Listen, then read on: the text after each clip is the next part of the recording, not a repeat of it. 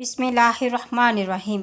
ناظرین و سامعین، مسلمان سال میں 2 عیدیں مناتے ہیں، لیکن افسوس آل رسول کے گھر دونوں عیدوں پر صف متن بچھی۔ عید الفطر پر مسجد کوفہ میں حضرت علی کو بحالت نماز شہید کر دیا گیا اور عید الاضحیٰ پر رقیہ بنت علی کا گھر اجڑ گیا۔ امیر مسلم جو سفیر حسین تھے، ان کے بچوں کو عید کی رات یعنی 9 ذی الحج کو ذبح کر دیا گیا۔ ناظرین، ویڈیو کا آغاز کرنے سے پہلے میری آپ سے درخواست ہے، اگر آپ نے میرے چینل کو سبسکرائب نہیں کیا تو میرے چینل کو سبسکرائب کر لیں تاکہ ہر نئی ویڈیو کا نوٹیفیکیشن آپ کو مل سکے۔ جناب مسلم عقیل بن ابی طالب کے بیٹے، بنی ہاشم کے ایک باوقار شخص اور امام حسین علیہ السلام کے چچا زاد بھائی تھے۔ امام حسین علیہ السلام یزید کا مطالبہ بیعت ٹھکرانے کے بعد مدینہ کو خدا حافظ کہہ کر مکہ پہنچے ہی تھے کہ اہل کوفہ کے خطوط کا سلسلہ شروع ہو گیا۔ ان کی جانب سے دعوت کے پیغامات لمحہ بہ لمحہ موصول ہونے لگے، یہاں تک کہ ہزاروں کی تعداد میں خط آپ کو ملے، اور آخری خط اس وقت موصول ہوا جب آپ رکن اور مقام کے درمیان 2 رکعت نماز بجا لا رہے تھے۔ آپ نے خداوند عالم سے خیر و نیکی کی دعا کی اور اس کے بعد جناب مسلم کو طلب کیا۔ اہل کوفہ کے خطوط کا جواب ایک خط کی صورت میں لکھا۔ آپ نے لکھا: آپ لوگوں کا یہ کہنا ہے کہ ہمارا کوئی امام نہیں، ہماری طرف تشریف لائیں، شاید خدا آپ کے واسطے ہماری ہدایت کرے۔ سردست میں اپنے بھائی اور چچا کے بیٹے مسلم بن عقیل، جو میرے نزدیک بہت معتبر شخص ہیں، ان کو آپ کے پاس بھیج رہا ہوں، لہٰذا اگر انہوں نے مجھے یہ اطلاع دی کہ کوفہ کے اقلاع اور اہل فضل کی رائے اور آپ لوگوں کا مشورہ وہی ہے جو آپ نے اپنے خطوط میں لکھا ہے، تو میں جلد تمہارے پاس پہنچ جاؤں گا۔ جناب مسلم رمضان کے وسط میں مکہ سے نکلے اور مدینہ تشریف لے گئے۔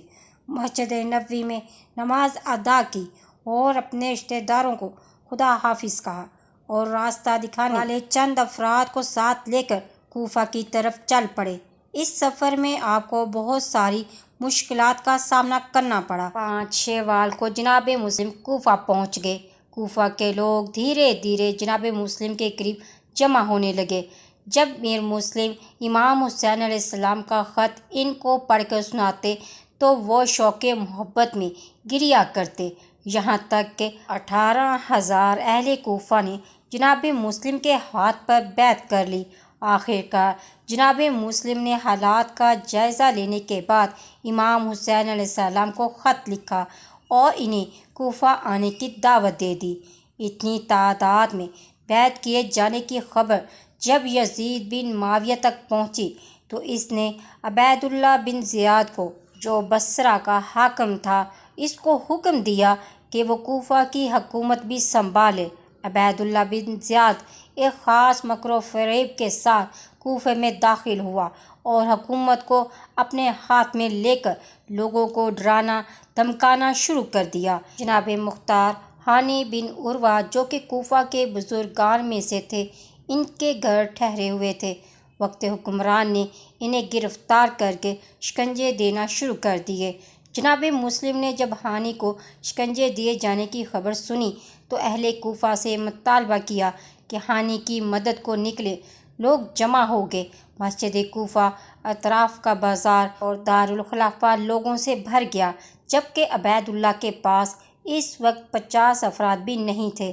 عبید اللہ نے انتہائی چالاکی اور سیاست سے کام لیتے ہوئے چند لوگوں کو کوفہ کے مختلف قبیلوں کے درمیان بھیجا تاکہ انہیں پہلے ڈرائے، نہیں تو پیسے یا اعلیٰ مقام کا لالچ دے، اور بعض قبیلوں کے سردار جو دارالخلافہ کے اندر موجود تھے، انہیں دھمکی دے کر دارالمارا کی چھت پر بھیجا تاکہ ان لوگوں کو، جنہوں نے قصر کا محاصرہ کر رکھا ہے، ان کو کسی نہ کسی حربے سے دارالمارا سے دور کرے۔ اہل کوفہ نے جب اپنے سرداروں کی باتوں کو سنا تو نرم پڑ گئے۔ شور شرابہ دھیرے دھیرے کم ہونے لگا۔ ہر کوئی دوسرے سے کہہ رہا تھا: چلو واپس چلو۔ آہستہ آہستہ جناب مسلم کے اطراف سے لوگ دور ہوتے گئے، یہاں تک کہ صرف 30 افراد مسجد میں ان کے پاس باقی رہ گئے۔ جناب مسلم نے جب اس عہد شکنی کا مشاہدہ کیا تو اس قلیل تعداد کے ساتھ باب الکندہ کی طرف چل پڑے۔ وہاں پہنچنے کے بعد دیکھا کہ صرف 10 افراد ان کے ساتھ ہیں، اور جب وہاں سے اور آگے بڑھے تو ان کے ہمراہ کوئی نہ تھا۔ جناب مسلم غربت کے عالم میں ناآشنا شہر میں تنہا چاروں طرف دیکھ رہے تھے، لیکن کوئی انہیں نظر نہیں آ رہا تھا جو انہیں راستہ بتائے یا اپنے گھر میں انہیں پناہ دے۔ سفیر حسین پریشان حال میں کوفہ کی گلیوں میں چل رہے ہیں، جبکہ انہیں نہیں معلوم کہ کہاں جانا ہے۔ یہاں تک کہ ایک ایسے گھر کے سامنے پہنچے جس کے دروازے پر ایک بوڑھی عورت کھڑی تھی۔ اس عورت کا نام طوہ تھا۔ وہ اپنے بیٹے کے انتظار میں کھڑی تھی جو لوگوں کے ہمراہ گھر سے باہر گیا ہوا تھا۔ جناب مسلم نے اس بڑھیا کو سلام کیا اور اس سے پانی کا مطالبہ کیا۔ طوہ نے آپ کو پانی دیا اور کاسہ رکھنے گھر کے اندر چلی گئی۔ تھوڑی دیر بعد پھر اپنے بیٹے کو دیکھنے کے لیے دروازے پر آئی تو دیکھا وہی شخص مسکینوں کی طرح اس کے دروازے پر بیٹھا ہوا ہے۔ کہا، اے بندہ خدا، جب پانی پی لیا تو اب اپنے گھر چلے جاؤ۔ جناب مسلم خاموش ہو گئے۔ بڑھیا نے 2-3 بار یہی جملہ دہرایا تو جناب مسلم کھڑے ہو گئے اور کہا، میرا اس شہر میں نہ کوئی گھر ہے نہ گھرانہ۔ میں مسلم بن عقیل ہوں۔ اس قوم نے مجھے دھوکہ دیا اور مجھے اپنے گھروں سے باہر کر دیا۔ ضعیفہ نے جناب مسلم کو اپنے گھر میں پناہ دی، ان کے لیے الگ کمرے میں فرش لگایا، کھانے کا انتظام کیا، لیکن جناب مسلم کھانا تناول کیے بغیر سو گئے۔ عالم خواب میں اپنے چچا امیر المومنین حضرت علی علیہ السلام کو دیکھا کہ ان سے فرما رہے ہیں، جلدی کرو، کل تمہیں میرے پاس آنا ہے۔ دوسری جانب ابن زیاد نے جب دیکھا اس کا ہر بار لوگوں پر کارآمد ثابت ہوا ہے اور لوگوں نے جناب مسلم کا ساتھ چھوڑ دیا ہے، تو اپنی قصر سے باہر نکلا اور مسجد میں آ کر جناب مسلم کو تلاش کرنے پر 1000 دینار کا انعام مقرر کیا۔ طوہ کا بیٹا جب مسجد سے گھر واپس پہنچا تو گھر میں جناب مسلم کو دیکھ کر علل صبح انعام کے لالچ میں یہ خبر ابن زیاد تک پہنچا دی۔ عبید اللہ نے درجنوں سپاہیوں پر مشتمل لشکر جناب مسلم کی گرفتاری کے لیے طوہ کے گھر بھیج دیا۔ جناب مسلم اپنے خدا سے راز و نیاز میں مصروف تھے کہ لشکر نے گھر کا محاصرہ کر لیا۔ گھوڑوں کی ٹاپوں کی آواز سنتے ہی جناب مسلم نے اپنی دعا و مناجات کو تمام کیا اور جلدی سے زرہ پہن کر جنگ کے لیے آمادہ ہو گئے۔ لشکر کے گھر سے قریب ہوتے ہی آپ مقابلے کے لیے گھر سے باہر آ گئے کہ کبھی ایسا نہ ہو دشمن بڑھیا کا گھر جلا دیں۔ جناب مسلم جو دلیر اور جنگی فنون میں ماہر تھے، کئی سپاہیوں کو واصل جہنم کر دیا۔ ابن زیاد کا لشکر جب کسی طرح آپ کو قابو نہ پا سکا تو اس نے مل کر جناب مسلم پر حملہ کیا، مکانوں کی چھتوں سے پتھر اور آگ برسائی۔ آخرکار پیاس کی شدت اور زخموں کی فراوانی اور اس نیزے کی وجہ سے جو پیٹھ پیچھے سے آپ کی پشت پر مارا گیا تھا، زمین پر گر گئے اور یزیدیوں نے بڑھ کر آپ کو گرفتار کر لیا۔ بعض کتوں میں نقل ہوا ہے کہ جب سپاہیوں نے دیکھا جناب مسلم کو گرفتار کرنا ممکن نہیں ہو پا رہا تو انہوں نے امان دینے کا جھوٹا وعدہ کیا گیا اور اس طریقے سے انہیں گرفتار کر کے دار و مارا لے جایا گیا۔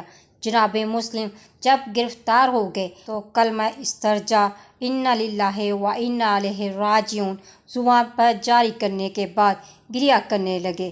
لشکر میں سے ایک شخص نے ان کے رونے پر تعجب کرتے ہوئے ان سے سبب پوچھا۔ جناب مسلم نے کہا، خدا کی قسم، میں اپنے قتل کیے جانے پر گریہ نہیں کر رہا، مجھے موت سے خوف نہیں، میں اہل بیت پیغمبر حسین اور ان کے بچوں کے لیے گریہ کر رہا ہوں۔ دارالخلافہ کی چھت پر لے جانے کے بعد جناب مسلم کا سر تن سے جدا کر دیا گیا اور پھر سر اور بدن کو دار و مارا کی چھت سے نیچے گرا دیا تاکہ لوگ ان کا حشر دیکھ کر امام حسین علیہ السلام کی نصرت سے دستبردار ہو جائیں۔ اس کے بعد ان کے بدن کو مجمع عام کے سامنے تختہ دار پر لٹکا دیا گیا۔ بعد ازاں ہانی بن عروہ کو بھی شہید کر دیا گیا۔ ابن زیاد نے جناب مسلم اور ہانی کا سر یزید کے لیے شام بھیج دیا۔ جناب مسلم کا لاشا بنی ہاشم میں سے وہ پہلا لاشا تھا جسے تختہ دار پر لٹکایا گیا، اور ان کا سر وہ پہلا سر تھا جو شام بھیجا گیا۔ الا لعنۃ اللہ علی القوم الکاذبین۔ ناظرین، ویڈیو اچھی لگی تو لائک اور شیئر ضرور کریں۔ مزید اسلامی ویڈیوز کے لیے میرے چینل کو سبسکرائب کریں۔ ملتے ہیں نیکسٹ ویڈیو میں۔ فی امان اللہ۔